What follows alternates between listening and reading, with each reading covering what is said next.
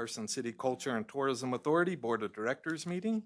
Today is Monday, January 12th, 2026. It is 4 p.m. and we are at the Carson City Community Center, Robert Bob Kroll Boardroom. And can we get a roll call?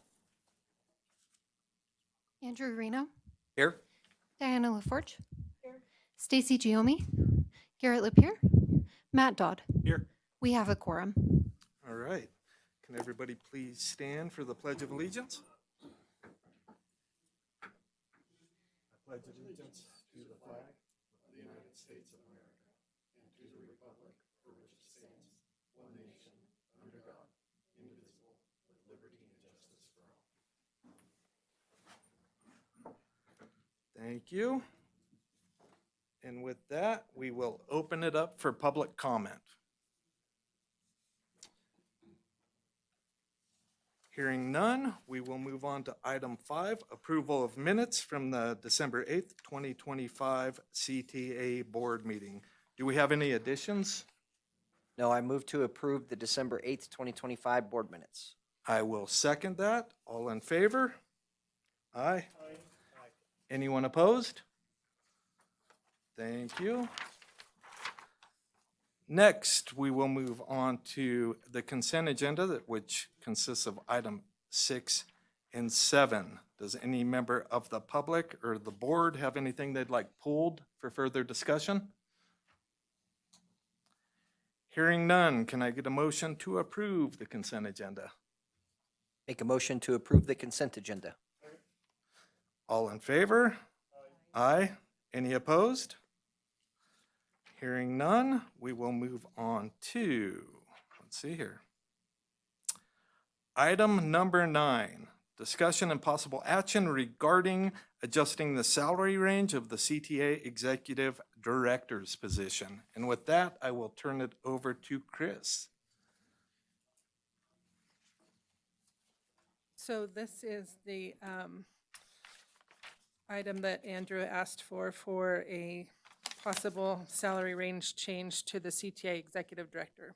The current range is $110,271.80 to the top of the range at $176,851. And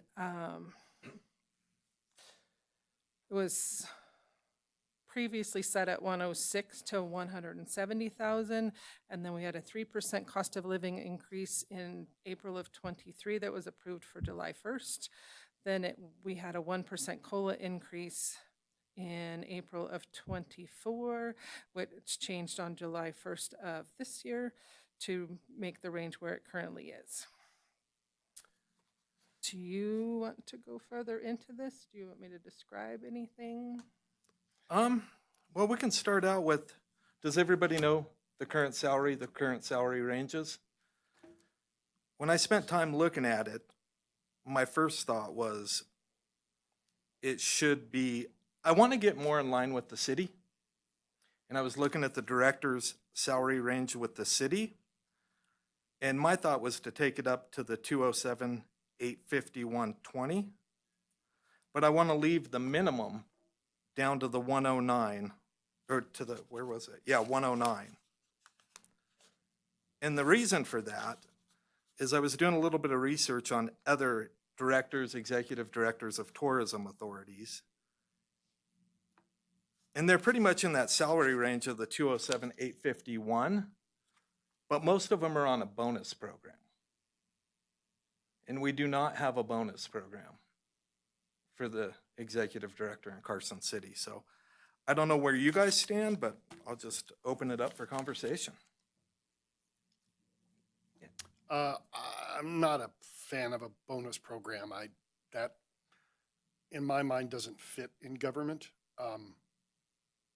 It doesn't fit to me. I mean, I think the taxpayers whose money this is have a right to understand where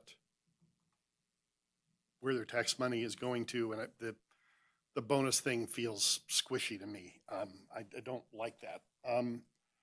I don't have an issue raising it. I think the position is equal to a department director position within the city.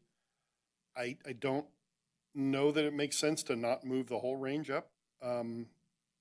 If we're gonna keep the bottom of the range, I don't think it makes sense to keep the bottom of the range that low, but I'm not that married to that. I mean, if you felt like that should be 110, whatever the current bottom is, 110, 270, 180 to 207, I don't have an issue with that in general, but I'm definitely not a fan of bonuses. I don't think that fits. No, I agree with that 100% on the whole bonus issue, but that's kind of why I wanted to go up on the maximum. Just to be clear, we're talking about the range irrespective of who's in the range of their current salary, correct? Right. And we're just talking about the range. Yes.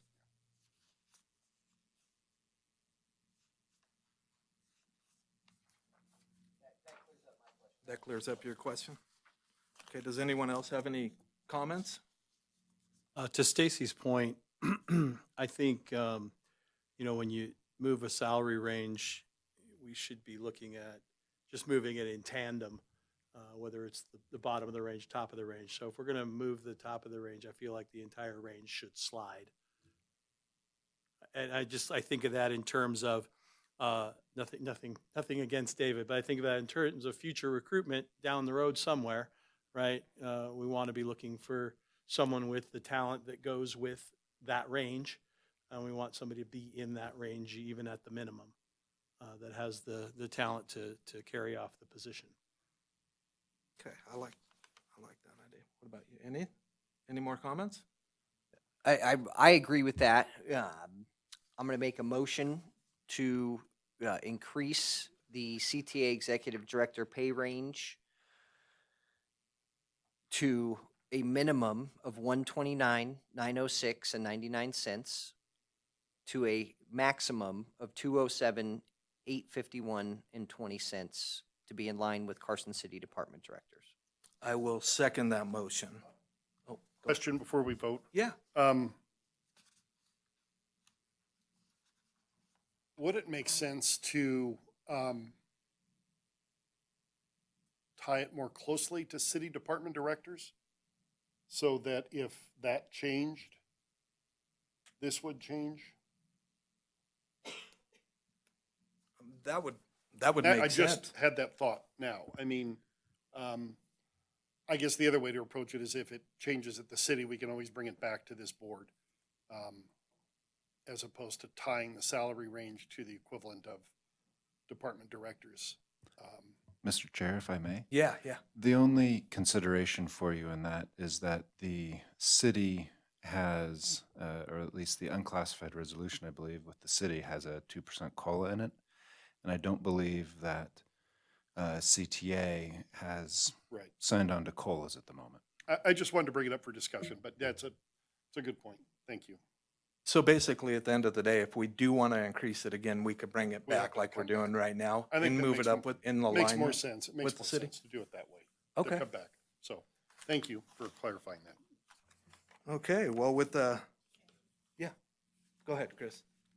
Can I have an effective date for this new range, please? In the motion, I make the effective date to be January 13th, 2026. I will second that motion. All in favor of approving the new range to 120, from $129,906.99 to $207,851.20. All in favor? Aye. Any opposed? Hearing none, that motion passes. Next, we will move on to item number 10, for possible action, discussion, and possible action regarding the annual performance review of David Peterson, Culture and Tourism Authority Executive Director. The review of past objectives and adoptions of future objectives for the Executive Director and approval of an overall rating for his performance over the past year. And with that, we will turn it over to Chris again. So this will be for David's annual review from December 17th through of 24 through December 16th of 25. In your packet, you have the notification that we were doing his review in a public meeting. And then David's going to run through the objectives that were completed during the review year. And he will run through the objectives for the upcoming year. And then once he does that and you guys talk about it, you can give him your recommendation of either below expectations, meet expectations, above expectations, or outstanding. Okay, with that, we will turn it over to Mr. David Peterson. Thank you, Chair. For the record, Dave Peterson, Executive Director with Visit Carson City. First, again, I know you guys are reviewing me, but the team is the one that does this work at the end of the day, and I'm just happy to work with such a wonderful team. So I want to acknowledge Chris and Casey, Lydia, Zach, Eric, Stu, who's not here, and these guys are awesome. So, you know, this is a reflection not just on me, but it's really the great work that they have all put in over this past year. So with that, let's jump into the CTA objectives with completion dates. If we look at the first one, you guys wanted me to present the updated CTA personnel policy for board approval. And I'm happy to say that we did get the employee policies and procedures manual presented to and approved by you all at the November 2025 board meeting. The second objective for last year was to prepare and provide an update to the CTA board regarding CTA contributions relative to the objectives included within the Carson City Arts and Culture Strategic Plan. And we did get we call it the implementation monitoring report that was actually completed in August, and then we presented that. Eric did a superb job of that at the September 2025 board meeting. The third objective was to execute a media launch, small activation for the 2 Carson City to Canada Quest participants when they leave Carson City and arrive in Canada. So I'll just chat through this. This was just an amazing effort, KPS3 and Lydia and Zach and these guys. So we did execute and coordinate the media launches and the return activations for both of the Carson City to Canada Quest participants. With Julianne, she officially launched from the Nevada State Capitol steps on June 25th last year, followed by Audrey Payne on July 3rd, with earned media coverage and social storytelling marking Carson City as a starting point of the journey. So I think those went off super well. And then upon completion, both hikers were welcome back with targeted media outreach and content capture to close that storytelling loop. Julianne returned on August 26th last year, and Audrey was September 26th. And so we did have great follow-up coverage, evergreen content, reinforcing Carson City's unique sort of role, I put in here, but as a launch pad for bucket list outdoor adventures. Number 4 was to host or develop 3 new special events in Carson City. We had a bunch last year. The Rock and Reno tournament, that was in May. Dark Prison halfway to Halloween Haunted House in May. The Arena Wars Fighting Series, July was a new date for that. Battle of the Sierras was in August. We had the Watercolor Carson City Plein Air Festival, so that was an expansion with our involvement. Thanks to Eric there. Same thing with Nevada Pride, a Capital City celebration in September. I just had to put some notes in there in terms of expansion of events. Like KaboomCon, it did happen in 24, but when we got involved, we took that from 1 day to the whole weekend, so it was a 3-day. And then concluding with the Dark Prison Haunted House, the 17 nights through October, which we heard a couple months ago, or a month or so ago, was just a huge success. So those were the events that we were a part of in terms of creating new ones or expanding existing ones. Number 5 is to host, develop 1 new meeting, convention, or motor coach or group tour.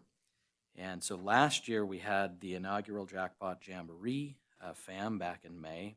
So it was 16 or 17 United States-based tour operators that we did bring into Carson City as a part of the Reno Tahoe territory, which was, I think, just a really cool opportunity for this whole whole region. Trying to get that to come back. We'll see if we get grant funding moving forward. Then we had the Making Memories Tour for 3 days. That was actually from an NTA, a National Tour Association appointment. That was back in August of last year. And then we also assisted with Sports Leisure Vacations on a motor coach tour that they brought in June of 25 as well. And then I did break out group tours down below. So with ABA, just setting things up, right, in terms of development that took place last year. Obviously, I'll talk about ABA, which is currently going on right now in January 2026. And then same thing with Bike the Best. So that's a German Harley group. And that is contracted for next summer. And that was a result of IPW as well. So what I want to try to do here is just kind of lay out if we have things that we're working on in anticipation of the next year, you all have an idea of that. So that's kind of that second set of bullets. So top things that happened last year, and then those last two are things that are being developed for the year moving forward. It may not always be the next year. Sometimes it's a couple of years out, right, in terms of the sort of product development timeline. 6, this is all about Datafy and leveraging our analytics platform, specifically here about the success of the CTA endorsed or sponsored events, and then visitor experience as well, and ensuring that the event support and the marketing investment is in alignment with the intended visitor experience. So last year, our Datafy dashboards were enhanced. Thank you, Lydia, and the folks at Datafy, Aaron in particular, with more detailed reporting, and that's included in the monthly detailed marketing and PR reports. Customized reporting continued for the Visit Carson City endorsed and sponsored events. Advanced spending data and attribution modeling for non-Datafy ad platform-driven campaigns was also added to our dashboard, which is really cool. So now we're able to actually, and Lydia can jump in if I misspeak, but we're actually able to look at not all digital ads, but certain, I guess, platforms and types of ads inside Datafy, even if it's not something that we're using their actual advertising platform, buying ads through them. So I think that's a really, really cool addition for last year. And then the Datafy ad campaign dashboards, those were built prior to the launch of our Datafy ad campaign in October of 25. On the next page, number 7 was to create and implement a pop-up or activation. And I'm happy that we did get this figured out with the Tahoe Night Monsters game back in January last year, because I think we had a great audience. It aligned well with the winter travel, our events, and outdoor recreation. The game, as I said in here, provided a really cool, captive audience for us, not only locals, but visitors who already have that leisure mindset. We were able to build some brand awareness, promote winter experiences and upcoming events down here in Carson City, and really engage with people. I mean, I don't know how many hundreds of those cowbells we handed out, 300, and we were probably 300 short, to be honest with you, for that particular game. So that was some great face-to-face interaction. And again, I think that just helps with our regional visibility, strengthens it, reinforces it, gives us that presence, in terms of the broader Tahoe and Reno markets in that peak winter season. So I think that worked out really well for us. Number 8 was to facilitate the CTA serving as the lead organization for the 3D Cultural Corridor project. This has been a beauty, let me tell you right now. So we do continue to take the lead, obviously, on all things now, Dust and Wander Trail, guiding that vision, the coordination, the stakeholder collaboration. So in 2025, we did hire an executive director for that, and that coincided with the creation of the Dust and Wander Trail nonprofit, the 501c3. In addition to naming, research, field visits, we did get the logo design. We have the brand guidelines completed as well. And then on the digital experience platform front, domain was purchased, email was set up. We had a strategic brief in place, the functional spec document, sitemap, and style sheets were also completed. And we did get a temporary landing page live, not the full build out by any stretch of the imagination, And then the content requirements, we also have those finalized for the platform. And then I just do want to talk through a couple of these things, clear up any confusion, concerns. A major implementation milestone for this project is that we did get an RFP out the door for up to 40 railroad spike interpretive sculptures, and they will really function as the public art piece. So they're the wayfinding element, the story markers that will be along this trail. That includes us, Carson City. It is inclusive of Carson Valley as well, so Douglas County, non-lake, going up through Silver City. So there's a Lyon County piece in here as well. And then, of course, Story County, specifically Virginia City. So it's a way that we're leveraging that public art infrastructure to tie the trail together. And, you know, as I said in here, it's definitely a long-term investment here in terms of cultural tourism infrastructure. The hope is that we will collectively be able to elevate the visitation across our different communities. And as I said, the multi-stop travel, extending length of stay, hopefully, and then really want to just sustain that economic impact beyond a particular arts and culture or historical related event or location, right? We want these people to move between the different cities and the different counties. So that's a little bit of a recap on everything that happened last year or for this review period. And then number 9 is to curate 4 rotating exhibits as a part of the Brewery Arts Satellite Gallery inside of our office. We did expand the cultural programming over this last review period with 4 site-specific gallery exhibitions in collaboration with the BAC. And again, I just can't say enough about to Eric. It's really, really gone well. So we install these things on a 3-month rotating basis. And I do really think that they have transformed the visitor center into an active cultural venue. They give experiences an unexpected and an immersive arts experience, and we're supporting local and regional artists, which to me is sort of a critical mass. Our lineup last year was Remembering the Gold Hill News, 1974 to 1978. That was a historical reflection on the legacy of the Gold Hill News. Plus we had some bold figurative abstractions by Nick Noyes, layered collage works by Candida Webb, and then the ceramic creations by Elaine Parks. And we continue up and through the last one that ended in December to have sold a piece of art, you know, which to me is huge, right? So I'm super excited about that. You know, I'll leave the last little part out, but I do feel that we really are reinforcing arts and culture in Carson City, and we're giving these artists an opportunity to show their works. They're getting a stipend, I think is probably the right way to say that, which is also unique. I think, you know, we're probably the only facility that's doing that here in Carson City or even maybe within the area. And these folks have sold some art each and every quarter, which is, to me, again, huge for us. So I'll pause if the chair would like, if there are any questions about last year's objectives and the completion dates and what I've said. Yeah, at this point, we'll just open it up for discussion on Dave's review for the year. Go ahead. Dave, I have a few questions for you. Some of this is, I'm new here and I'm just trying to figure my way on the playing field and what's what. So, yeah, do you get requests for convention space? Every once in a while, yes. Okay. Yeah, we do. We will get requests. They'll come in through the .biz portion of the website. So we've got something set up there where those filter into, what is it, like an events and sales at Visit Carson City email address. Not a lot, you know, probably could count on one hand, if that. Okay. In terms of what comes to us specifically. Now, the reason for that, you know, I'm looking at Diana and Matt, we don't have, quote, a convention sales team.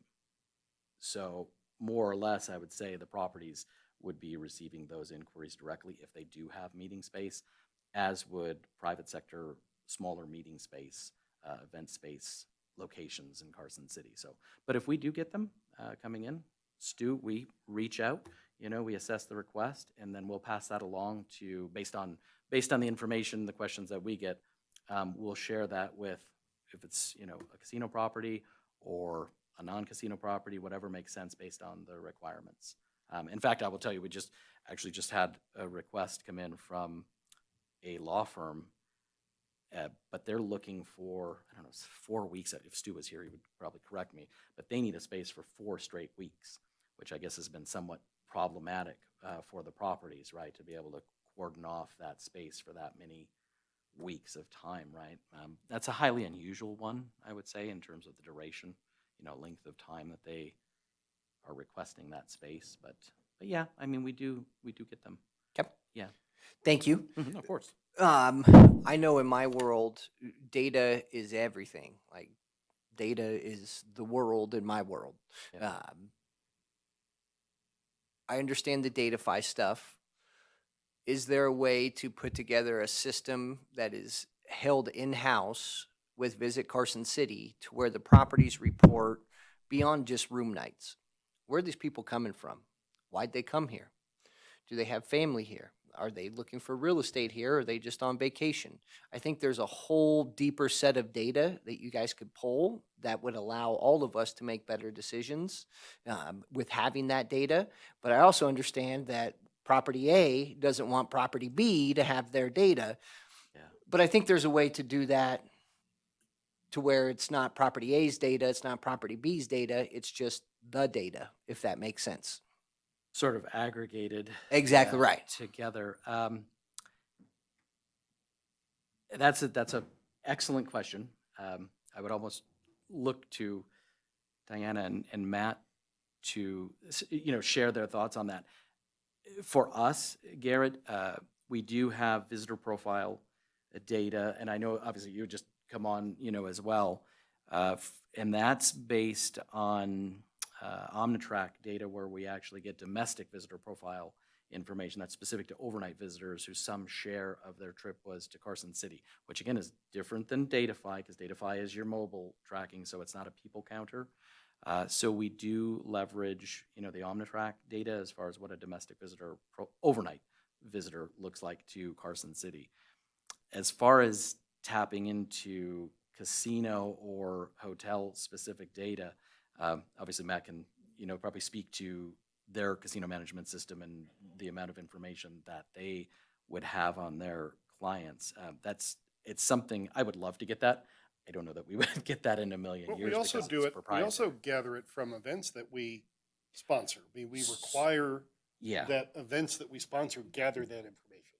So we do have that information. Yeah. I don't know how you ask a private company. You really the can't. challenge. I've faced this before, and it basically comes down to who's doing the lead distribution.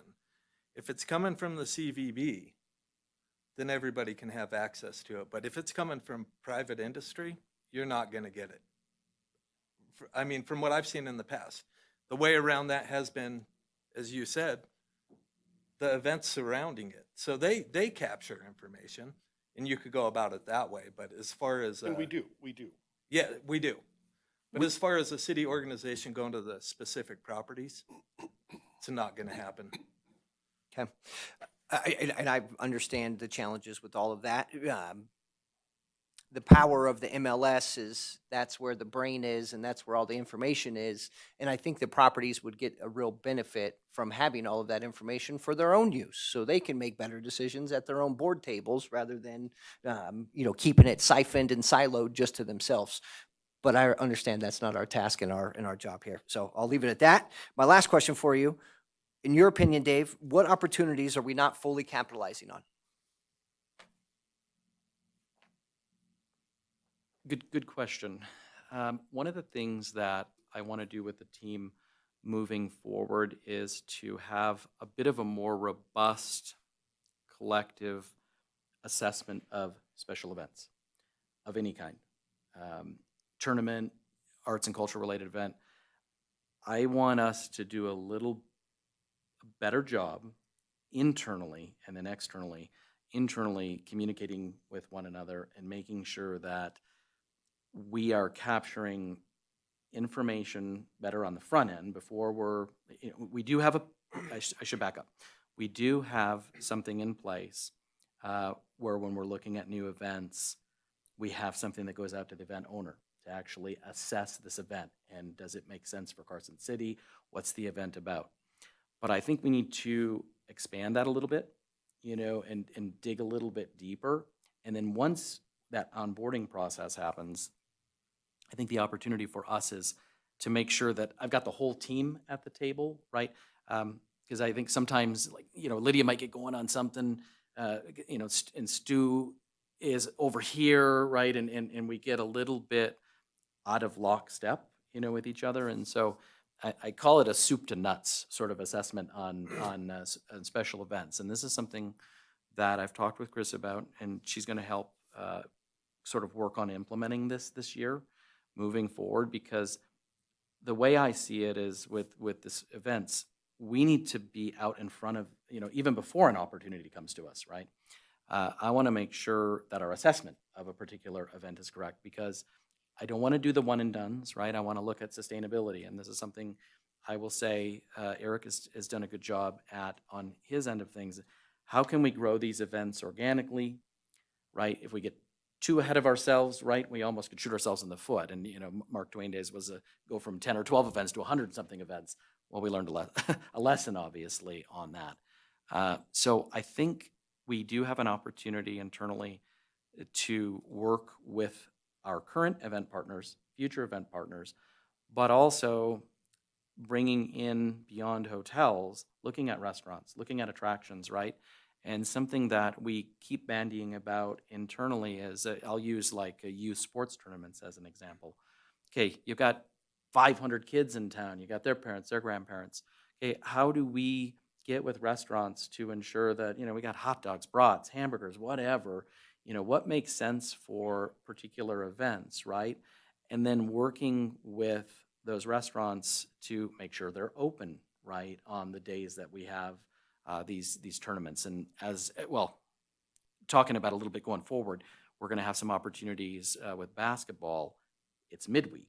Well, that's where obviously we do have a little bit of an issue, because it seems like a ghost town at 6 o'clock right at night. And I think I think it's us reaching out to the other folks within the business community, right, but ties directly in with tourism, to make sure that we're communicating with those folks. And restaurants are open. If it's a softball thing, okay, let's have our bars open, right? Bowling, Matt, we got the bowling open, right? Are we making sure that we're setting up a really good experience for the people that are coming to participate in whatever event it is, a sports tournament, or, could be an arts and culture related event. So that's, I think, a huge opportunity. And I'm not saying we're doing anything wrong. I just think we can be better at what we're doing, right? And so that is something that I would like to, well, we will kind of start this this coming year, and just kind of do a holistic start to finish, and then also the follow-up on the back end. I think we have a lot of opportunity there, because working with those folks, and I'll use as an example Mike Heickamp, just hearing what he said about, we had 80 people here, they were out at the prison with the lockpicking event this past September, the growth, the opportunities, the potential that we have there. He wants to do some really cool things.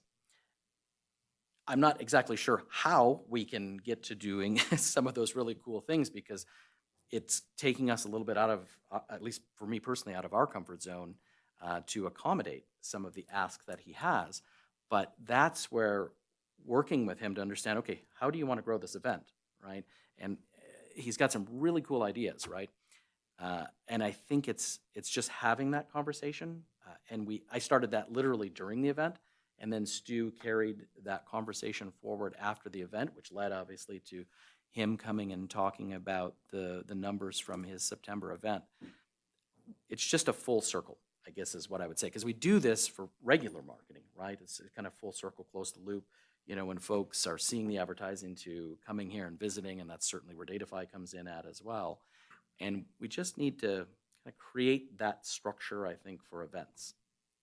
So that, I would say, is a really big opportunity. I have, some other thoughts, depending on how long you guys want me to chat for, but that to me is a big one, because that is something that can impact visitation year round, but it also helps us in the shoulder seasons for sure, as we're trying to move people, around. And then I guess if I could share, we're already seeing this. The renovations, the synthetic turf at Centennial, holy moly. We've got folks coming out of the woodwork right now to get onto those fields. So much so they're wanting the same dates, right?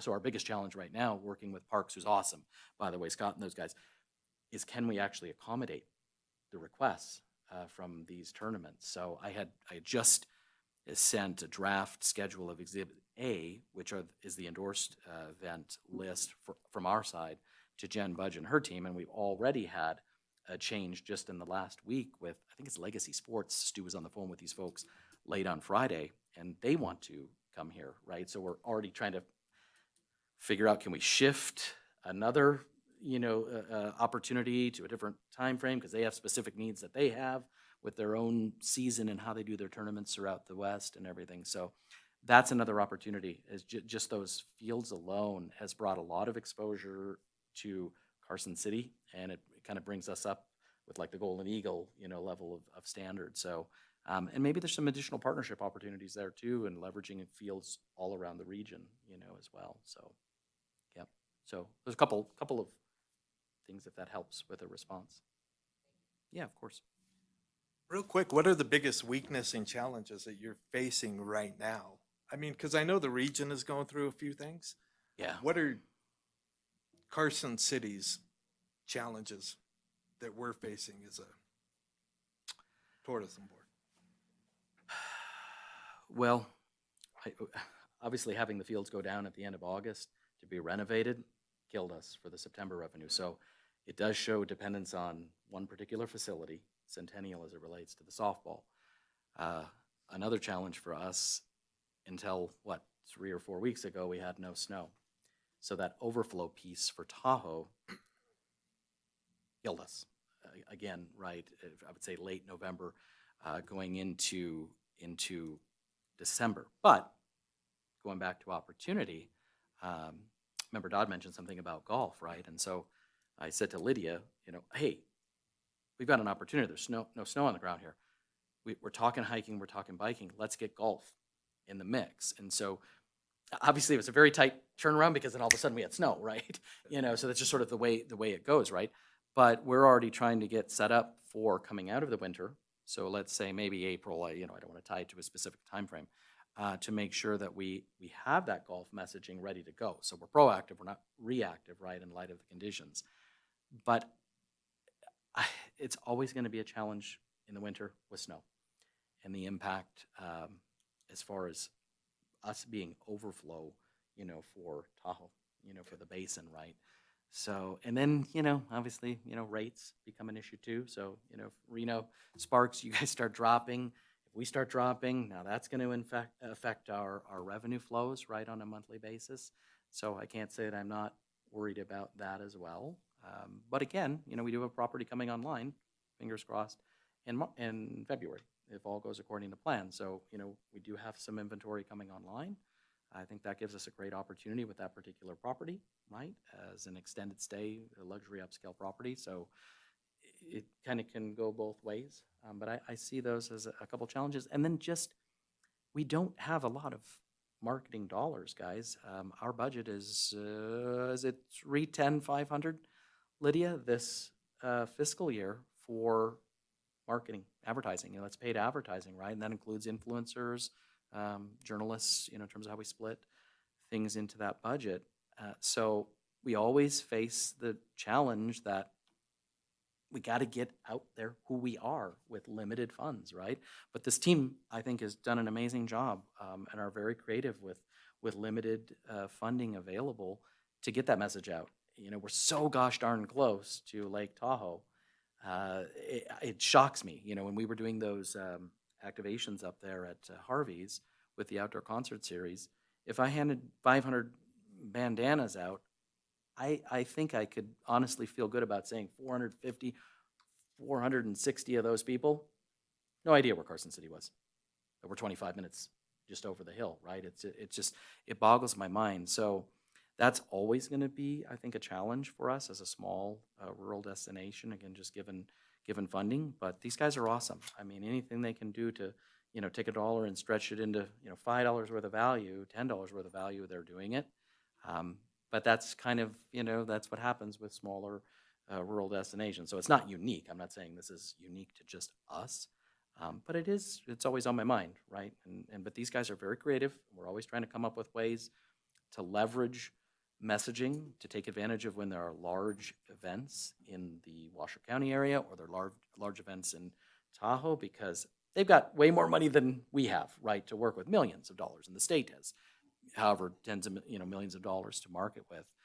So I think again, opportunity, and I would say this is what I really appreciate about the Reno Spark Convention and Visitors Authority. We would never have the money, you guys, to bring in 10 or 20 tour operators from back east or another country, or the same thing with influencers and journalists. These guys have been wonderful when they do bring these folks in. They say, hey, we'd like them to come down to Carson City. We'll give you 4 hours, or 3 hours or 2 hours or whatever we have. And so we definitely take full advantage of those opportunities when presented.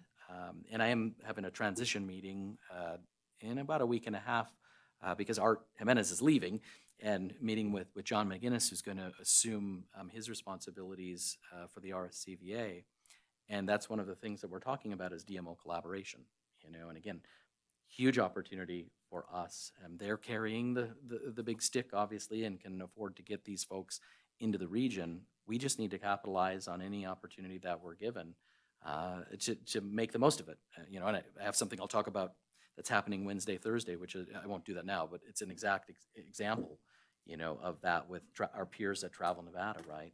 So anyway, I would, say those are some of the challenges that I see, Chair. Okay. Anybody?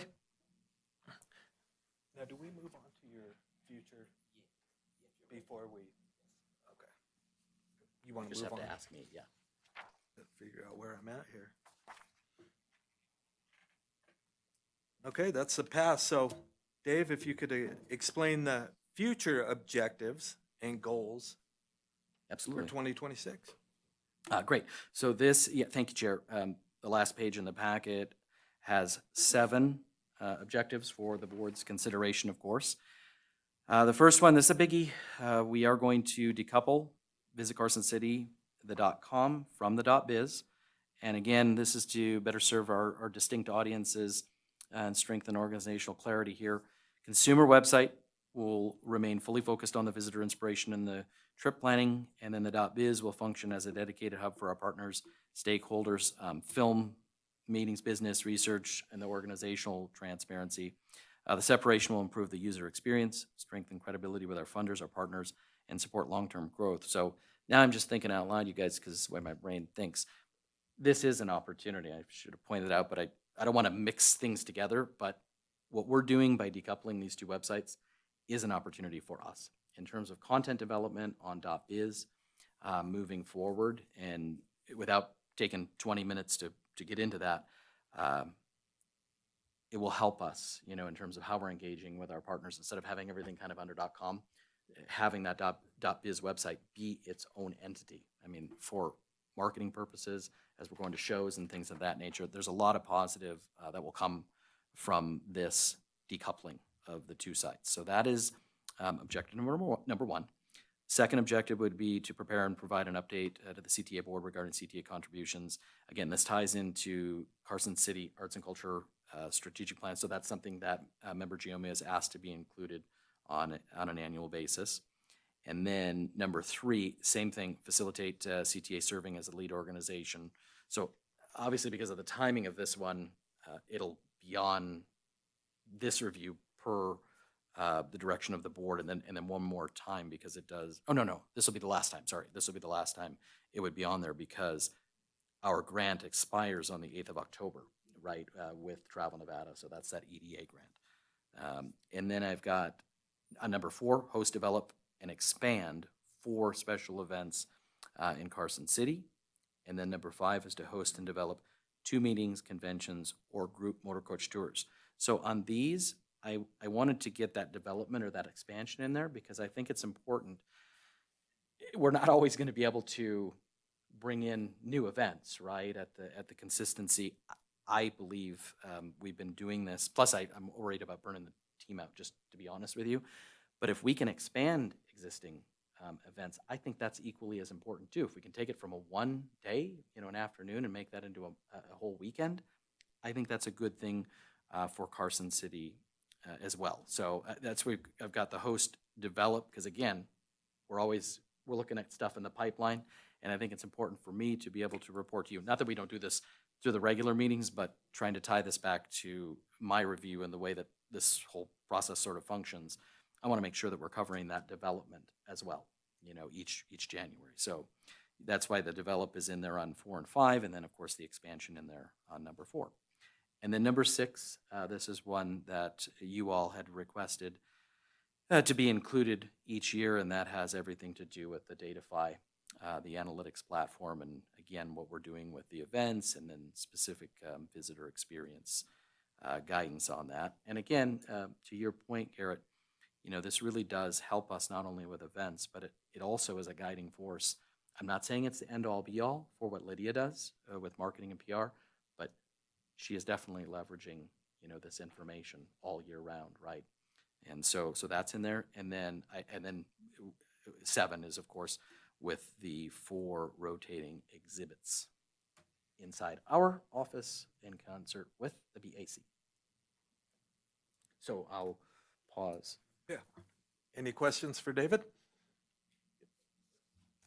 Just, you mentioned that event coordination. Is there a way to craft a objective out of that, or? What do you think about that, Chris? I'm trying to think of how we could, how to do that. I hate to, I've called it soup to nuts. I have a different term for it, but for the life of me, I can't remember. And I apologize. What? Yes, It's How about an an age events thing, David. communication? What is it? How about events communication improvement or plan of some Sure. sort So, yeah, maybe something along those lines. instead of soup to nuts? Yeah. Unless it's Might be chicken a- noodle soup to nuts, but Something of that sort. yeah. Or And I events communication development, events communication development. if I Or may. a plan, event communication, Yeah, events event communication. coordination plan, event I like develop something an like, event like coordination that. Yeah. plan to blah, blah, blah. Yep. Well, and if I might suggest, Stacy, maybe is if the board would be comfortable, we'll have that as an 8th, but then maybe I can work that out with the chair for like specific what the sentence would say. But yeah, and then all I would ask is for the board's consideration, it may go into like the next review period. So I wouldn't want to be in a position where we had to have this completed by middle of December, because it very well may take us a little bit longer if you all would be okay with that. So, I would be okay with saying, initiate. yeah, okay. An event, initiate an event coordination plan. Yep. To improve collaboration among Like tourism industry partner stakeholders or tourism something. industry partners. Yeah, okay. Yep. You get that? Cassie, there you go. Yeah. Okay.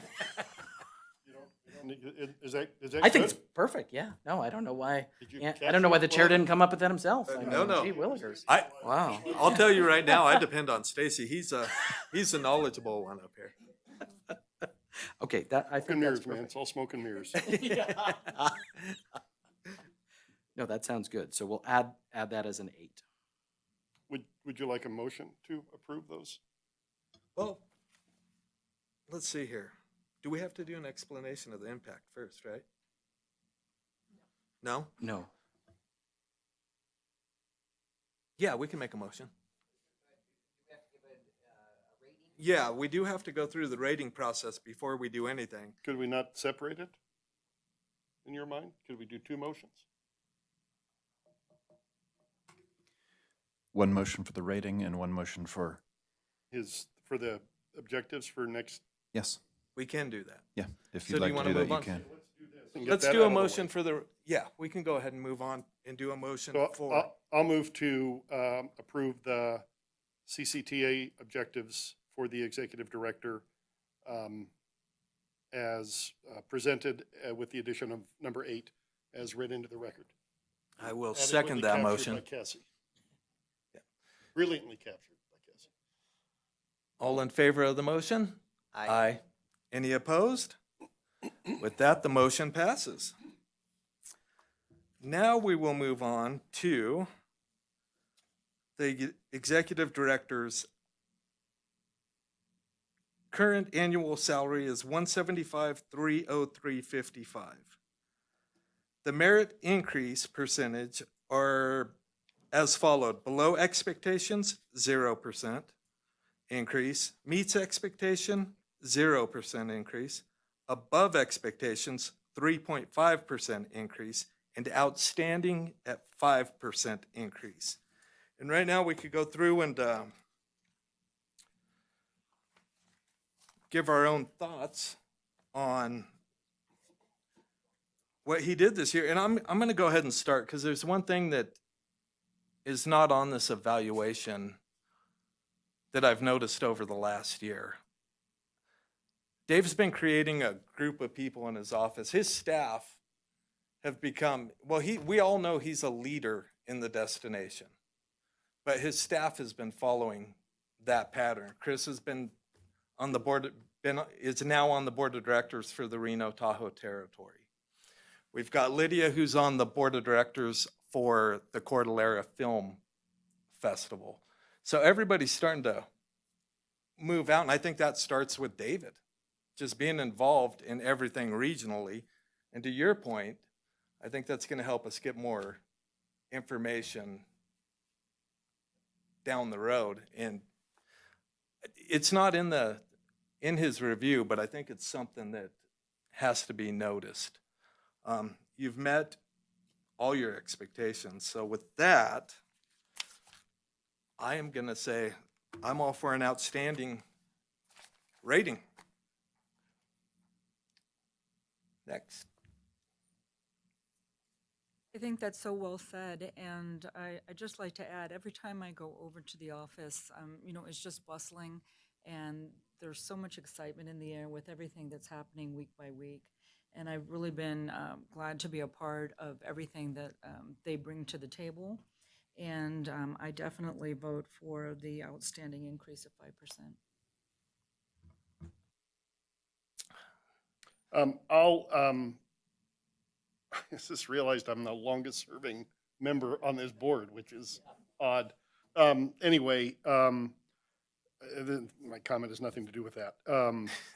Except to say that I have the perspective of time, and the perspective of the ability to appreciate the effort that David puts into the role that he has. And I think the key for me is that when you're in an executive director position like this, you're looked at as an expert. And I think from my perspective as a city supervisor and a representative of the community, the citizens of the community, I've never failed to get engagement from David when it comes to a topic related to our convention and tourism. So I can ask him questions about what's happening in the market and in his world, in your world, and he's quick to respond, whether that's to me or whether I pass along a citizen comment to him. And I think that's critical when we're in a public servant role. And he epitomizes that, and I really do appreciate that, David. And I also appreciate, and I think this is probably the most important component, is the ability to collaborate across a wide field, all related within the tourism bubble, but it touches on so many things. And I really appreciate your approachableness and your willingness to, as you even talked about it today, event coordination, and recognize the importance of collaboration.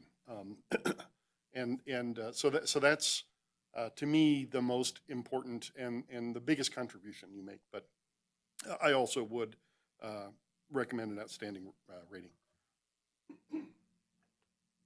I would concur with everything that was said before me and add in that not only does David listen to all my asinine questions and comments and ideas, and he listens to them with an open ear, and I appreciate that.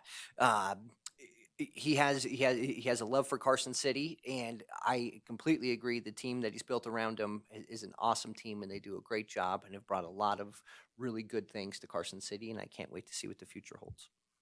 For me, it's a 5. Okay. Are you ready?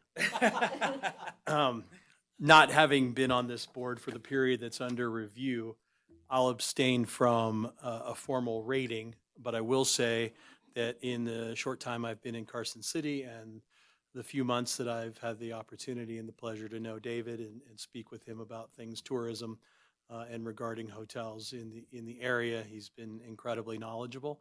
I'm looking forward to this next year and the objectives that are on the list. That's all. Okay, with that, I move to approve the performance evaluation and objectives for David Peterson and set his rating as outstanding with a 5% increase as discussed on the record, effective January 12th, 2026. Can I get a second? I'll second that. All in favor? Aye. Before you vote, Yep. Yep. if I may, Mr. Chair. Yes, sir. You may want to make I'm concerned about the coordination between the previous item and this item. Got you. And I simply wish to determine what the board's intent is to do. So if you give him the raise effective today, his salary range is the salary range that the old salary range. If you give him the raise effective tomorrow, because that's when you approved the salary range adjustment, then the adjustment will be made under the new salary range. So I simply wish to alert the board of that so that the board can do whatever it pleases as far as his salary is concerned. With that, I move to approve the performance evaluation and objectives for David Peterson and set his rating as outstanding as discussed on the record, effective January 13th, 2026. All in favor? Oh, I need a second. There you go. Can I get a second? I'll second that amended motion. All in favor, aye. Any opposed? Hearing none, we will move on to item 11, non-action items and presentations and discussions. And with that, I will turn it over to David. Thank you, Chair. I just want to say thank you to all of you on the board. I appreciate your kind comments, and it's a pleasure to work with such honestly wonderful people. So thank you for giving me some latitude with the team to implement, I think, a great tourism effort on behalf of Carson City. So my thanks to all of you. With that, let's go ahead and move on to 11A. It's our first of the monthly non-action items. It's my executive director update. I just have one thing, and I don't want to steal Stu's thunder about ABA, so I'm just going to hit the highlights though, because I was been there, and it's just the team did an amazing job. Saturday was our pre-conference sightseeing tour. It was specific to just Carson City. We did not have to share with another community, which was great. Chris got the breakfast. I want to thank Kat at LA Bakery. 50 people, right, were on our tour. We went to the museum first, I should mention. Another partner of ours, Mary Bennett, was our step-on guide, which she was awesome. People were asking for her business card, wanting her to be a part of future motor coach tours, right, to do what she does best. So again, we had a lot of partners involved in this, and Jen and Kelly, Jim, the whole team, the volunteers at the State Museum were awesome. Split the group into two. First half went to the coin press. Everybody got a coin, which was, I think, our surprise number one, I would say, at the State Museum. Then we moved on to the Nevada State Railroad Museum, and there, Daphne, Adam, the team were amazing. Our surprise number two was Mark Twain himself, Mr. McAvoy Lane, who greeted the group. people were talking about this the next day because Stu had folks coming up to him saying, "Hey, that guy that was Mark Twain, how do we get his information? You know, what does he charge, right, to be a part of an event or a group or a motor coach?" So that I think was fantastic. We ended. We didn't have as much time as I would have liked to have had. Oh! I should say, they took the McKean car out. They never do that, but we were able to talk to them. So the McKean car was rolling around, which was what allowed us to kind of split the group in two there as well, so they could do inside, get a history. They also took them in the shop in the back, which was fantastic. I saw them when I was over there as well, so they can kind of see how all of this comes to life, you know, at the Railroad Museum. And then we didn't have as much time as we would have liked at the hot springs. But I do want to thank Keith and Jeff and Myra out there. Jamie Sassafras did all the lunches, the regular lunches, that is. And then we worked with Lori at Bellavita for the special dietary needs. Normally you get a bus of 50 people, you might have one or two. We had 12 on the bus, on the original registration that had special dietary needs. So this was, you know, just a great kind of collaborative effort with some of our partners to pull this thing together. And it was being talked about on Sunday. People just had the best time ever. And so much so, a couple people, Stu told me, and I do not remember who they were with for the life of me, that didn't get on our bus. They ended up driving down here. And they went to the Railroad Museum. They went out to Stewart. I wish we could have done Stewart. I wish we could have done the prison as well. But again, when you're on a very tight timeline and you have to have these people back before the ribbon cutting, you know, there's only so much that we can do. And so this was, again, huge opportunity. ABA, first time past Salt Lake City in the 100-year history of this organization. It was in Salt Lake City, I think, 20 years ago or something like that. Maybe in Nebraska, who knows, 40 years, but it's always been east of the Mississippi. So the fact that Reno won the bid over Las Vegas, or the other cities, I should say, that the first place that it came to was Reno in Nevada, huge. So this really, I think, is awesome. You know, Andrew can talk all day long about it. But we're not done yet. So, you know, Stu had great appointments yesterday, and we're very fortunate that we have a post-ABA FAM through Travel Nevada. So that's the state tourism partner, Matt, for you, just so you know, and Garrett. That starts on Wednesday. We've got 13 to 15 select tour operators. They're actually staying at the Staybridge, so they put I guess a request for quote out. The state did. Staybridge won that. I'm just excited that we actually have the group staying overnight in Carson City. So that is awesome. They'll have a site tour there, so thank you, Ben and Quentin. They have a site tour and a dinner that's going to be hosted by Goldust West. Thank you, Matt and Irma, for that. And then the following morning, they will be over at Diana's property at the Federal. So thank you for a site-specific tour. So this is great. They're touching 3 of our properties, which is huge for us. And then we did pivot a little bit off the Kit Carson Trail because of time. Obviously, that's about a 2.5 hour walk. We don't have that kind of time.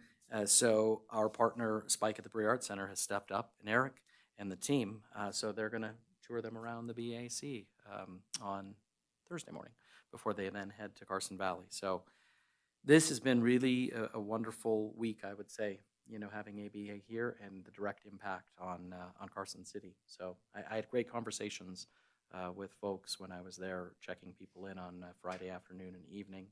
And there were some people that were just genuinely excited to see that we have trains. They can get on a train, you know, and yeah. So anyway, that's all I want to say, because Stu will kill me if I talk any more about this. He's going to do a full recap, you know, at the February meeting, and he's there now. He's actually doing, I can't call them appointments, but he's meeting with people who he was not able to get an appointment with this morning and this afternoon, right? And he had some folks and holiday tours reached out, and another tour operator as well that wanted to meet with Stu. So that's my update for you all this month, and Stu will of course tear it up at the February meeting with a full recap. So if any questions, you know, anything I can add on the ABA front, happy to do so.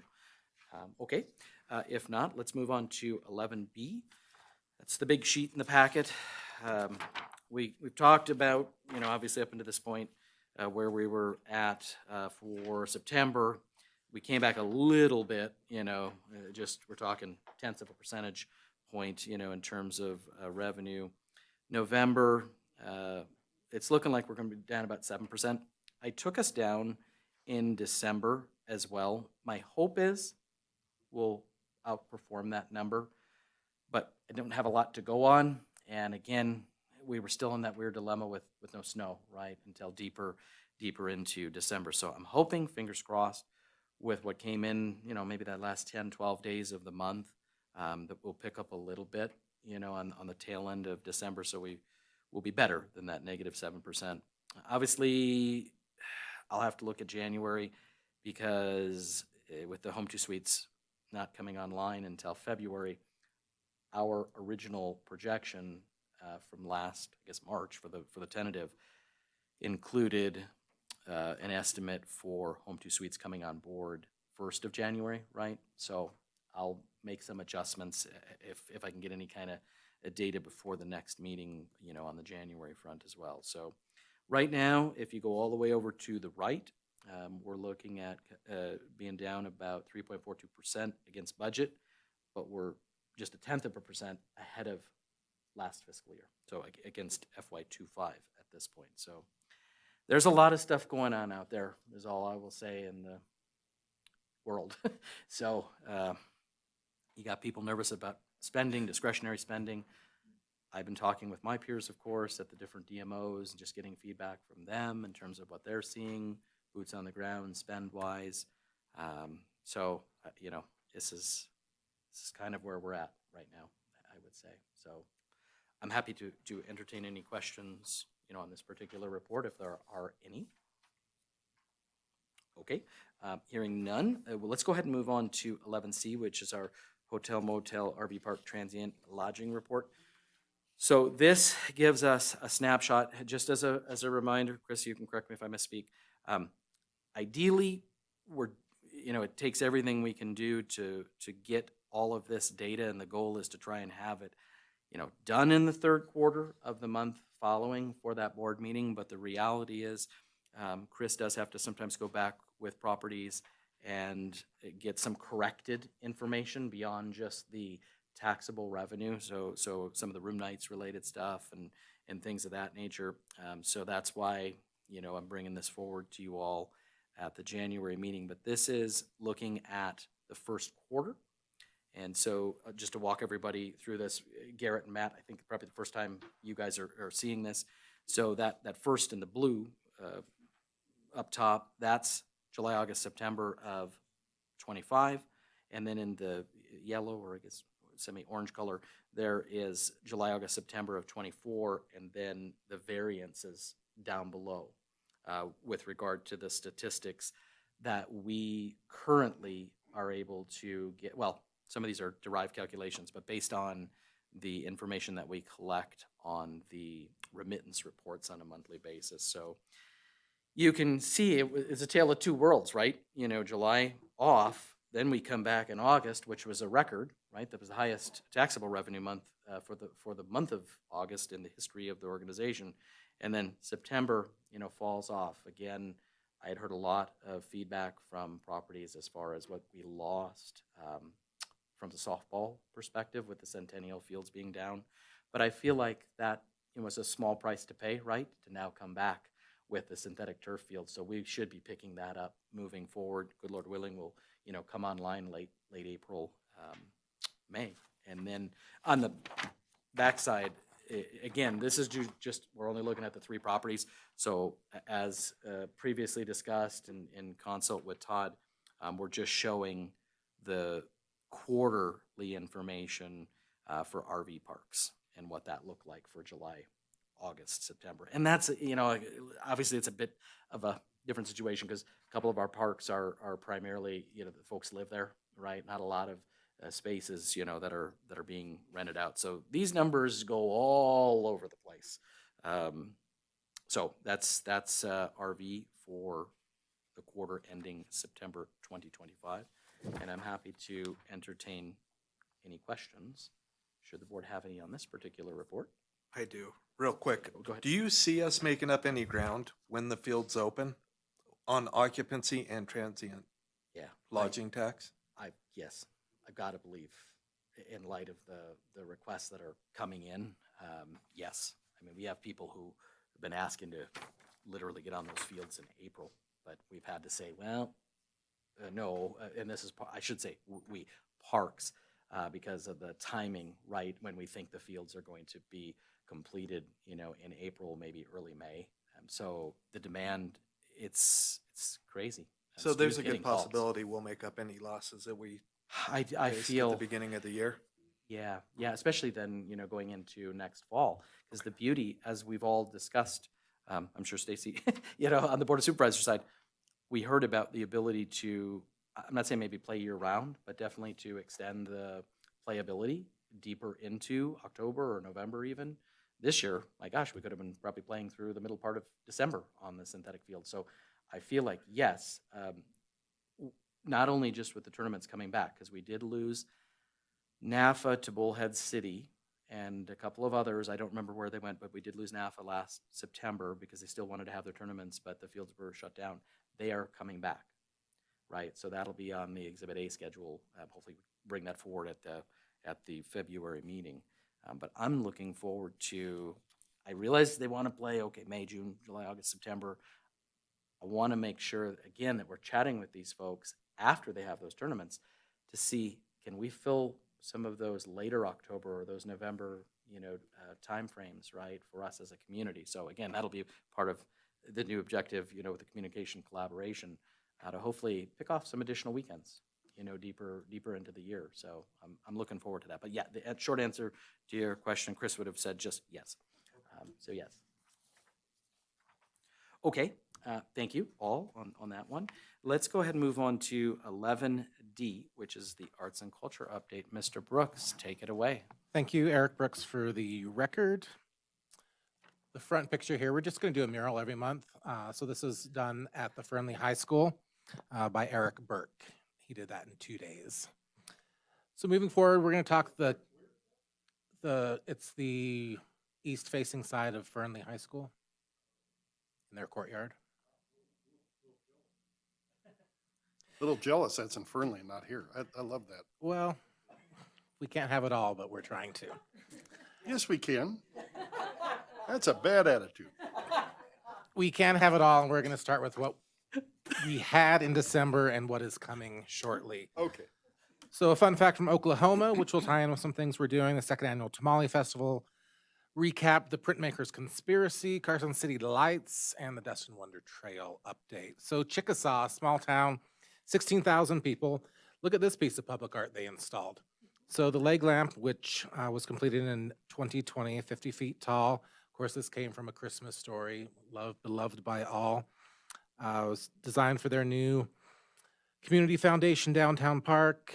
They got their funding from a bunch of different sources, which is the best way to do it. So far, they've been able to get dozens of news stories, including USA Today, the New York Post, and the Cleveland Scene.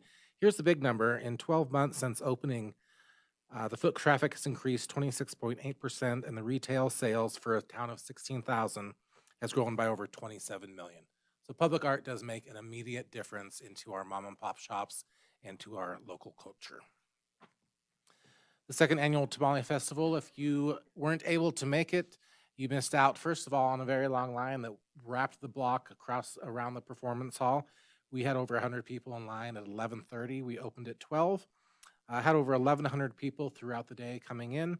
We had 12 different restaurants and food trucks, including several from Reno this year. So that was a big difference.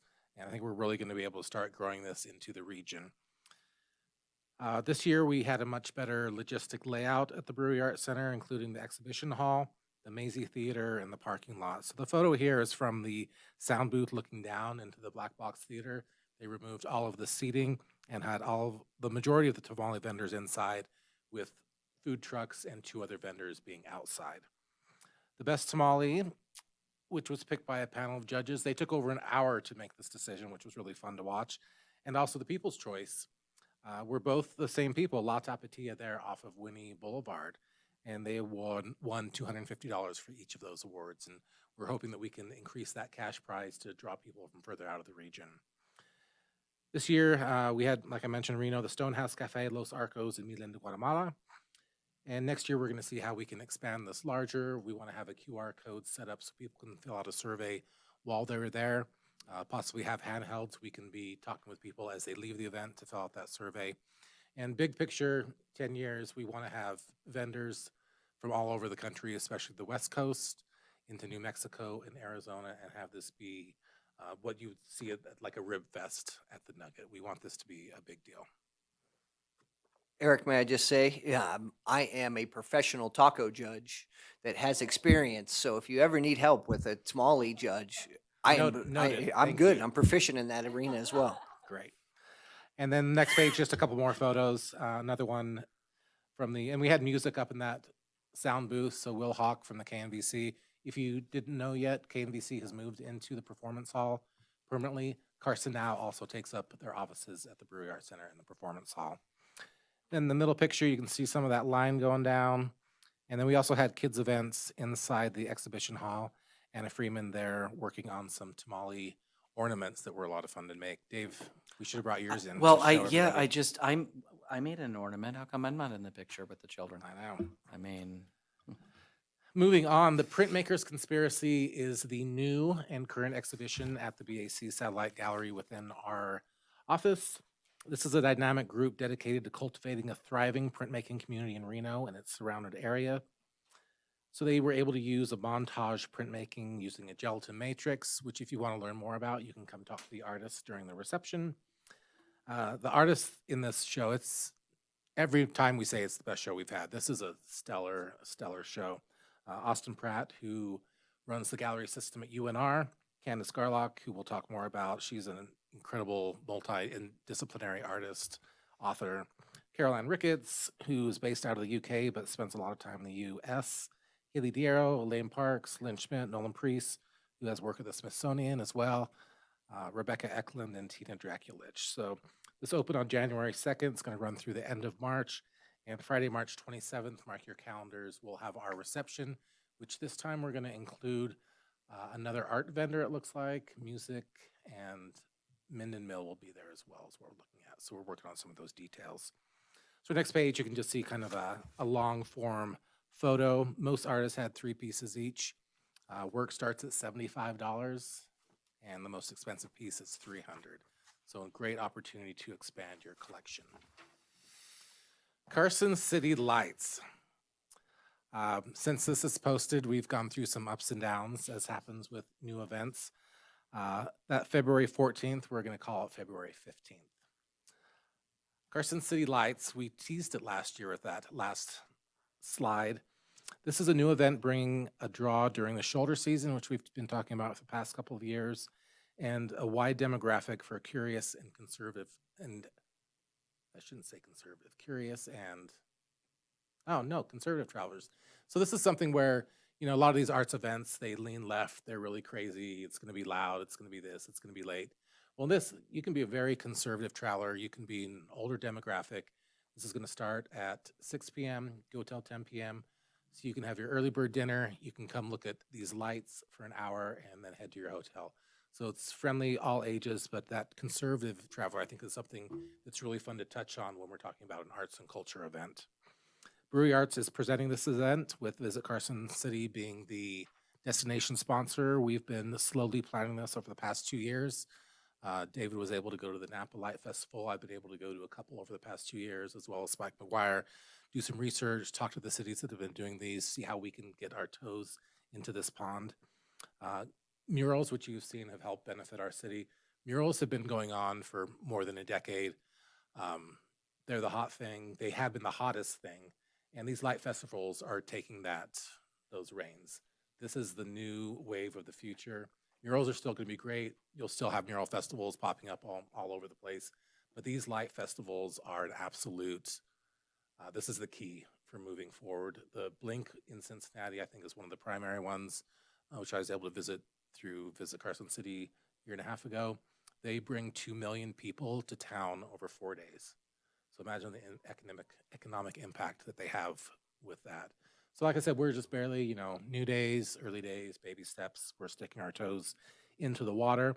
This is going to be a teaser year. We will do a last set of murals in September and then moving into calendar year 27, this light festival is going to be our big push, especially shoulder season, and looking at for it to be an anchor event. Spike McGuire Brewery Arts Center in 10 years wants this to be a premier event from the West for all of the West Coast, to utilize the entirety of Mills Park. So think Dragon Lights on steroids times 3 here at Mills Park.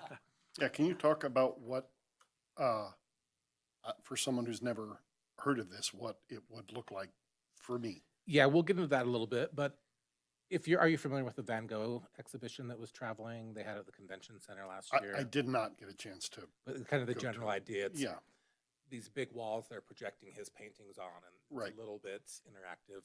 So it's along those lines. okay. It's several different artists have created videos. The structure itself is 100 feet by 50 feet. So imagine more or less an infinity going around, steel girders. Ribbon. Yeah. And then with that infinity, there's a natural circle in the center. So that will be like a lobby area. There'll be a bar, there'll be some entertainment and some neon. And then within the rest of that, it'll be vinyl wrapped skin inside, chandeliers hanging with projectors, and then projecting these different things. So you can visibly walk through the whole arena with different, viewing different projections. And then there'll also be a soundtrack that's been compiled from a gentleman who walked across the United States and recorded the entire time. It's been edited down. So there'll be excerpts of that. So very surreal. Be great for kids just with the visuals. And it'll be where? It'll be the Oxby area of Mills Park. Okay. So it's an outdoor event. It's an outdoor event. The structure does not have a roof, so you'll be able to see the stars. So it's a little bit playing with fire this time of year to do these events, but you need the darkness. This Yeah. is when these events happen. The one in Reno will be the weekend after their second year. So that's the general gist of it.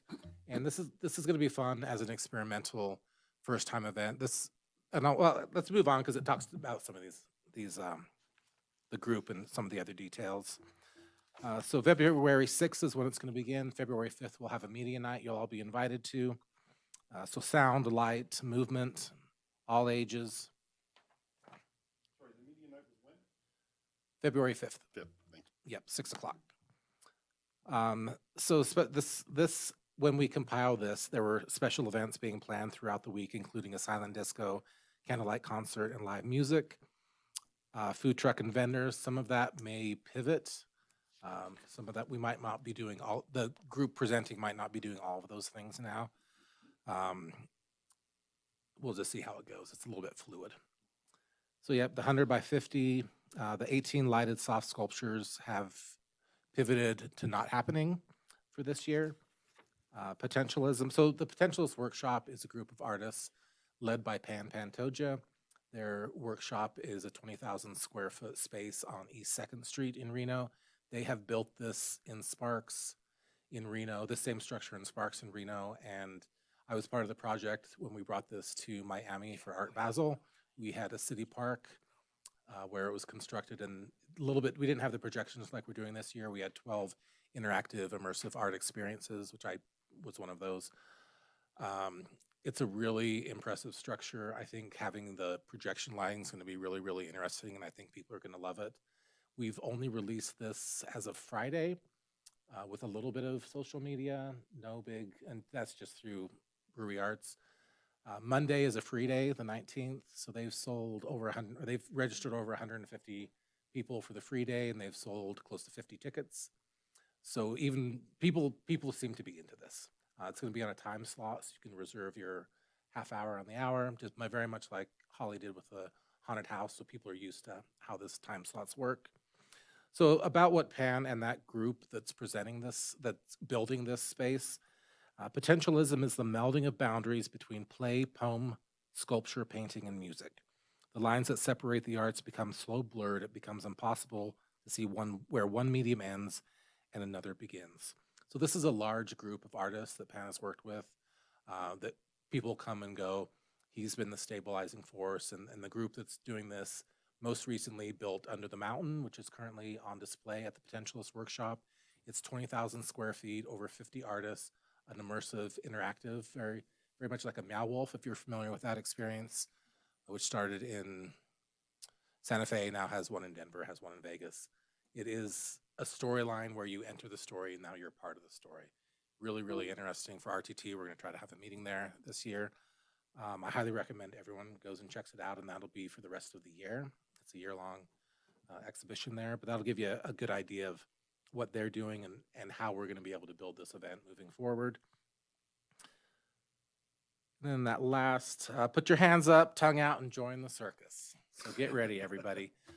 There have been some ups and downs. We're finalizing the last of the official paperwork with the city. We've had some big pivots over the past month and the past week and the past day, but everything is looking very good, and we're excited to do this teaser year with these projections and really be able to start building this out into a major event moving forward. The Dust and Wonder Trail update. So the big news from December, as Dave mentioned, we released the RFP for up to 40 railroad spike interpretive sculptures. So we're getting the 9. Those are under construction right now from Jeff Schomburg, who built the Believe sign and the Home sign at the Reno Aces Stadium in downtown Reno, the downtown Reno and the Aces Stadium. We're working with representatives from Carson City, including city representatives and Public Works, Carson Valley and Virginia City, and Silver City, and our executive director at Dust and Wonder with the tedious process of establishing where these are going to go, getting the permissions to do them, and then our budget with 3D does not include installations, so we're working with those venues for those costs to get covered or to be covered otherwise. We're also discussing the big picture of the public art. So we have $295,000 as a line item for public art in this budget. As you recall, or may not recall, those up to 40 smaller sculptures, 53 inches, will be part of that. And then we're looking at doing a few other possible things. If you turn the page, one of those possibilities is the dowdle. We talked about this 2 years ago in a board meeting. This is a gentleman that draws a city or an area with these great details and makes them into puzzles. As of today, in some discussions with board members, this probably isn't going to happen.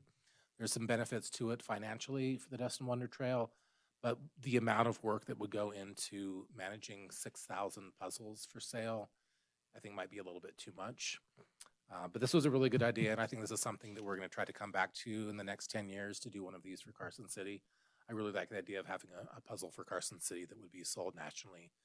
So we won't go into great detail on that. If you have questions, feel free to reach out to me later this week or go through the information in the packet. The second one, though, I'm really interested in. It's walls. Do we link? Did we end up linking? Okay. So this was an idea. The gentleman who came, Rafael Blanco, who did the Carson City Vibes mural, the dark-skinned woman over on the Frontier Motel facing south, he was doing a giant mural in Connecticut. Someone started filming him. They got up a conversation. This gentleman teaches. He also works for PBS. So they made a little docu-series on his piece there in Connecticut. Became really good friends. Their kids, young kids are the same age. And in their discussions, they said, why isn't there one of these reality TV shows that shows muralist painting? And that's a great question because it's fascinating to watch. And so this is their presentation. We won't go through all of it, but they want to start a docu-series which will be partnering with PBS stations across the country. They wanted to do one in Reno. With very little convincing, they pivoted to Carson City. And then in talking with them, we really need a bigger wall than we have in Carson. And to tuck this into the 3D project, the Dust and Wonder Trail, there's some really good silos in Carson Valley that would work. If you go to, go one more. Yeah, so they reached out to the top 10 muralists in the world. Cobra is one of them, who's someone I've been in communication with to bring to Carson. His team wants to wait to see how the first season goes before he signs on. Shepard Ferry, who goes by Obey, didn't get back to them. A couple others didn't get back to them. But these did. So Raphael's in there. So he wouldn't, since he's already painted here, we'll just remove him from the possibility. So we have these other 6 artists, really, really incredible. All of these artists would be way beyond any of our financial abilities, but within the scope of what this project is. They're interested. They say they want to do it. The one on the far right, Guido Van Helten, based out of Italy. He is the #1 silo muralist in the world. He does site-specific photorealistic pieces. I highly recommend you go on YouTube and look at some of his videos. He's got some really good interviews on there that show him working. He would be really fun. So we've reached out to some of the silo owners in Carson Valley, had a lot of interest there. We're kind of running it up to the owners to see how that's going to pan out. But I would really like to see this $70,000 budget for a mural in Carson Valley be part of the Dust and Wonder Trail. Our board meets on Friday, so we'll have some more information. But I just wanted to give you kind of a mild update of where we're moving for these bigger pieces. Also in the prospect would be a large-scale sculpture in Virginia City, one in Silver City, and one in Carson Valley. Another possibility we have like 6 different plans with how this money can flow. Another one would be a large-scale railroad spike here in Carson City, which could possibly be the largest in the world. And you can imagine the benefits. 40 to 200,000 people annually attend these types of monuments from the research that Lydia kindly did. So lots of possibilities. So I just wanted to throw all of that up on you so you can kind of digest it. And when we come back with a clearer plan, it won't be brand new to you at that point. I'm happy to entertain any questions, comments, ideas. Sounds like Dr. Oscar Guerrero would be a good guy to do a episode on murals and talk to him about a documentary on Nevada Day.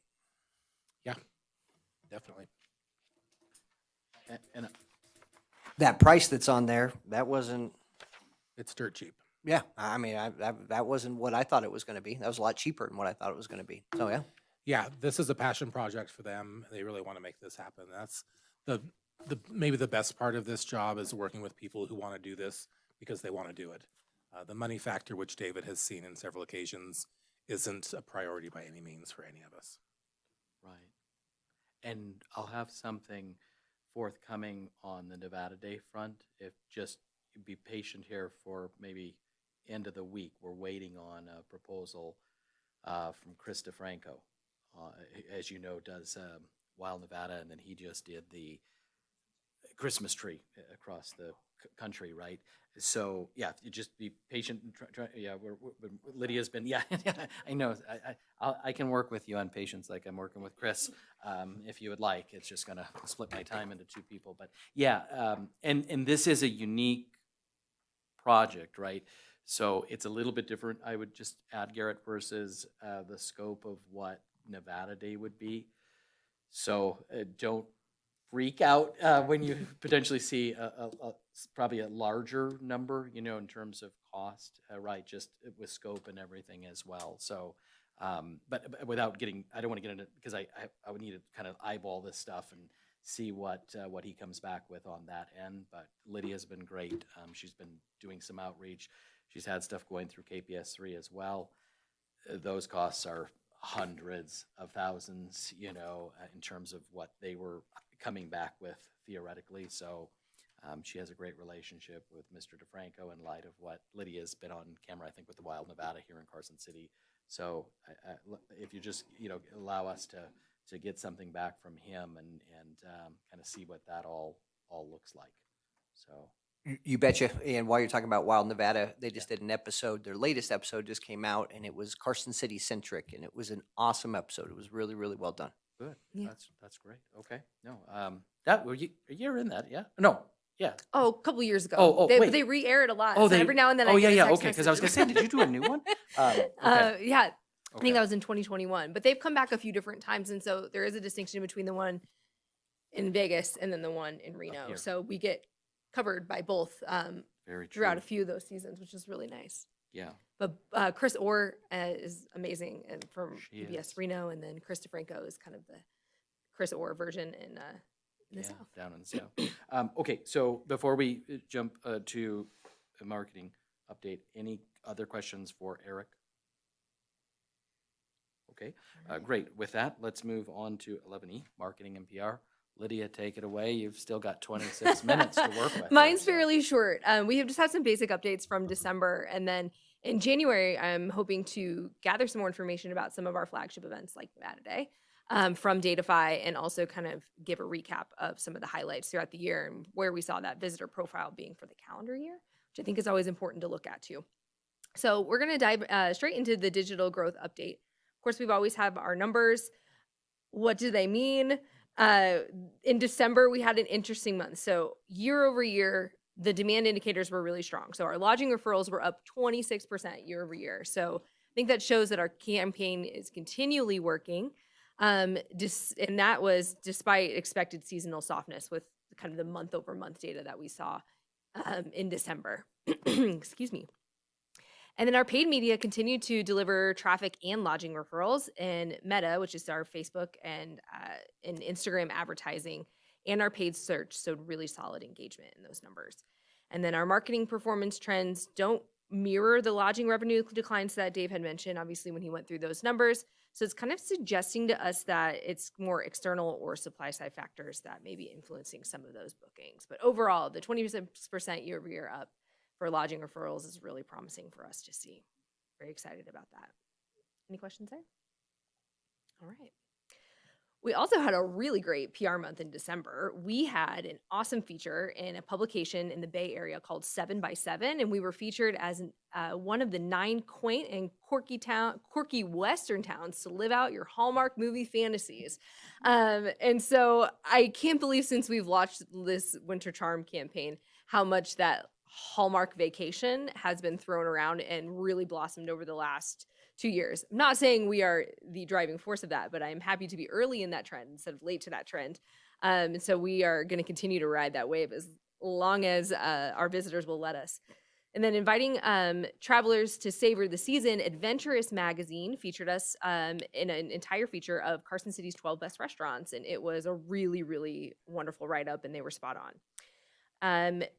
The Carson City Mint, as you will see after we go through the rest of the PR, has been quite the buzz. We were featured in national outlets, including Yahoo Finance and Associated Press, about the 155th anniversary of the commemorative coins that were struck for the anniversary. And we had a ton of regional outlets that picked up the Brewery Arts Center Tamale Festival, the Santa Train, and the Polar Express. So we are really pacing really well toward our PR goals for the year and hitting some of those featured tiers.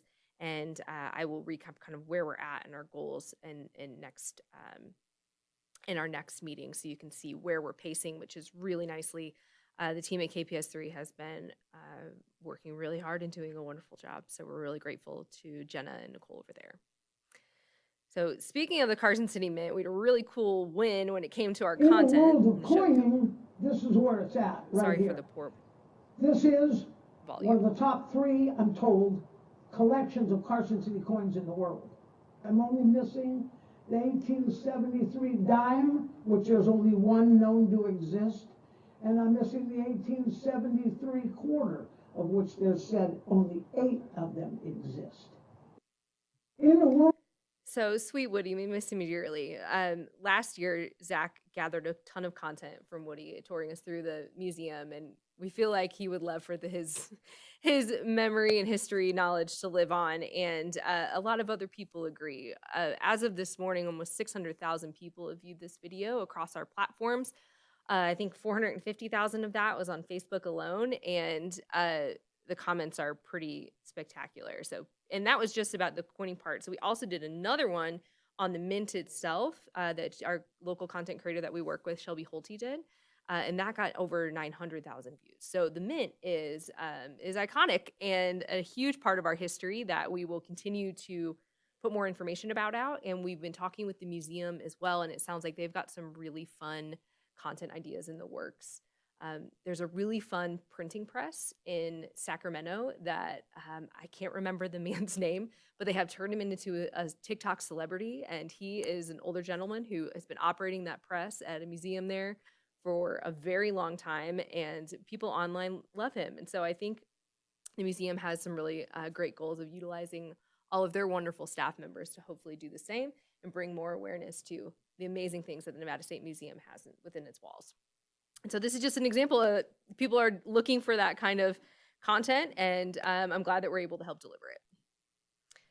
And then speaking of more content, we are now in Act 3 of our Winter's Charm. So 1 and 2 were really awareness building, and then second act was really focused around the holidays. The third is extending this campaign throughout what there is to do in Carson City throughout the rest of the winter. And so we shot in November some pickup scenes to refresh Act 3 because it was kind of centered around Valentine's Day. And so we wanted to make sure this was a little more evergreen. So we wanted to show you that. Oh, hey, did you guys just get off the slopes too? There's nothing like a good soak in a natural hot spring after a day full of winter adventures. Besides skiing in Lake Tahoe, you can also snowshoe in the Carson foothills. Oh, and I almost forgot about mountain biking and cross country. There's so much to do here that I decided to book myself a winter staycation. I just love cozying up in Carson City, especially with a delicious cocoa, or treating yourself at the day spa, or dining by an outdoor fire pit. I just know you'll love it. Enjoy your stay in Carson City.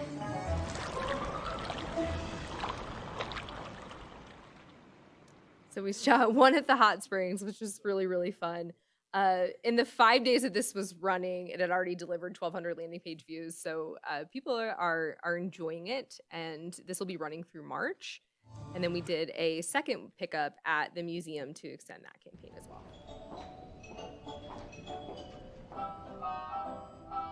Hi, Claire. Oh, Danielle, you scared me. Isn't this place so cool? Yeah, there is a lot to see. I know, right? I love the Nevada State Museum. Did you see the mammoth? Pretty hard to miss. If you're impressed by that, then you've got to check out our other arts and culture attractions. Oh, there's Battlewood Hall, the Stewart Indian School Cultural Center and Museum, and you've got to check out the Nevada State Railroad Museum. Oh, Not to mention all the murals around town and all the events we have going on throughout the year. I think you should give me a tour. I've been waiting for someone to ask. Goodbye, little guy. How lucky is that fox? All these people that come to the best. So Matt and Garrett, if you hadn't seen our short holiday film, please watch it for more context. It is supposed to be delightfully cheesy in that fashion. And so the response has been really great so far. So we're excited to see that. And I'll be able to provide more stats too, especially with the Datafy campaign that is running this when we wrap that up in the middle of February. Can I ask, Linda, do Please. you think there's enough of a connection that people get that it's an extension of that? I Or- do. I mean, because that, obviously, just looking at that out of context, and it just looks silly, right? But It does. the whole thing is silly, so. It is. I Yeah. think there's two parts to that. So it makes you curious enough to be like, what is this? Yeah. Click on it, and then it brings you to our Winter Charm landing page. So that gives you the context. So Of the whole we're thing. hoping that the click-throughs will help with that. Yeah. And then what's great is that it breeds enough curiosity for comments that people don't understand where we can step in and suggest them to go to the landing page. So there are multiple parts that help, but there's definitely always going to be people who are like, what is this cheese Right. ball that is on my screen right now? But more than not, people understand. And a lot of this is also remarketing. So it's already going to people that have gotten our other ads too. So that helps. Let me add a little context to that, Stacy, because this blew my mind in my world, in my day job. There's a gentleman down south, young kid, who started a new home tour to show off his listings. And what he did is called a speed tour. So he walks in the house and he goes, "Speed tour, we're going to look at the house." And he literally runs through the house. He's in socks, so on hardwood floors, he's sliding through. And usually he crashes at least once, sometimes twice. And it's just part of the virtual tour. And he has millions of followers. He has a new business model. He doesn't sell real estate anymore. People like Garrett call him and say, "I have a new listing in my town. Will you come shoot a video in my town and put that out on your social media to help promote my listing?" So the silliness catches people's attention and they click through. Oh, thanks for sharing that. That's a fun tidbit. Yeah, it is incredible what captures attention online. And I think that breaking through that noise is more important than ever. We've actually been asked to speak on our campaign at the it's called MarTech Summit. So it's a digital marketing summit is for DMOs on the western side of the United States. So it's caught some attention, which I think we're really grateful for, and really grateful that we have a awesome marketing agency that helps bring things like this to life too. So they're going to help present with me as well on the creative side of things. So. Thank you very much. I find this stuff hilarious, to be honest with you. So yeah, what you didn't get to see. I'm glad. Her hat It's not for follows everyone. her as she's underwater when you see it on the big TV, right? That was kind of on the mobile, but it trailed off the screen, but that was actually That pretty- was a last pretty minute funny. ad to decide to have her go under the water while we were there. Yeah. So it's just fun to see the creative process They've happening made a in good real point. time. But When she does that in the water, the hat just moves with Yeah. her. that was So good. Yeah. That was great. Not on So- purpose. We didn't have it attached to a string or anything like that. So yeah, it No, was it just, literally stuck in her head. It was Yeah. not planned. yeah, but it was pretty cool. happy accident on the first take. Yeah, no, nice work. This is exciting, you guys, and I think this is going to help us again through March. If we still have snow, we can talk about going into April as well, right? To carry that forward, depending on what snowpack looks like and resorts being open, and so we are going to be able to pivot there a little bit, right? We've got it in the can, it's, ready to roll. So Yeah. Yeah. And if there's anything that you would like to know more about, with so many of you being newer to the board, please let me know or reach out to Andrew to add to the agenda. I would love to compile information that you really find valuable. This is just what I think you might find valuable in the many things that we're doing every day. But if you have suggestions, we love to have them. And I think that's a great idea to ask Lydia. That's perfect. Keeps me out of hot water. Awesome. Any questions for Lydia? Okay, superb. Thank you, Lydia. Thank you, Mr. Brooks. Let's move on to 11F, future agenda items. Anybody want anything? I just have a question. Are we going to look at moving the May meeting? Did we already decide to do that, perhaps, so we can just have the one meeting? Because we have to have the budget meeting. Yeah, I think Chris. Yes, so it'll be the week later, I think. So the Don't quote me 18th on that, instead of the but, 11th? We'll do the budget hearing and the meeting combined. Yeah, okay. Is that already on our calendars? Oh, well, there you go. Yes. You were just confirming what you knew. Well, it be the wasn't on case. my calendar, so Oh. I am apparently admitting, It might not be on your work calendar, but it's on the website for the board meetings. Good, okay. Okay, great. Upcoming meetings, 11G, right here, February 9th at 4 p.m. And with, okay, just to confirm, May 18th. Yeah, so we shifted back 1 week just to be able to do both at the same time. And Chris, Matt, and Garrett will handle that budget hearing to keep it under 10 minutes. All right, so you'll appreciate that very much. Yep, so next meeting, right here, same place, February 9th, 4 p.m. And with that, I'll turn it back over to the chair. Thank you, Mr. Peterson. Do we have any board comments or announcements or requests for information? yeah, I just wanted to mention that there's the city's advertising for an open position on the Culture and Tourism Culture and Tourism Committee, Carson City Cultural Commission. Gosh, Yeah, I was Sorry. gonna say, we have a new position. This is great. Thank you.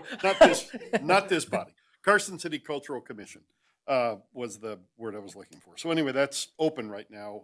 So if you know anybody in that world that's a resident of Carson, yeah, please put in. And the city is working on a VRBO or a vacation rental ordinance. You may know that, but we don't have one in Carson. And, there's a fair number of them. So the board has provided direction to the district attorney's office. I'm sure Todd's involved in, maybe you aren't working on that. I'm not going to ask you for a report. Don't worry. No. Anyway, we should have a presentation at our workshop in February, but we're providing direction to staff and asking for help from the DA's office to draft an ordinance, basically to start licensing those, create a separate licensing category specific to them, so we can start regulating that a little bit. And there may have some impact, obviously, to CTA because we would be collecting short-term, which we're now not collecting. We do if, right, they are Well, submitting, but I I know where you're suspect going, yeah. there's There's a lot that are not, there you're probably, right, yeah. I yeah, would guess absolutely. 80 or 90% of them are not. Agreed, yeah. And Chris has taken the lead on our end, Stacy, just so you know, working with Hope and Mr. Good. Reeves I as just wanted well, to throw so, that yeah. out there for the whole Yep. board to realize what's going on. That's it. Anybody else? Next, we will move on to item 13, any public comment? Hearing none, we are adjourned.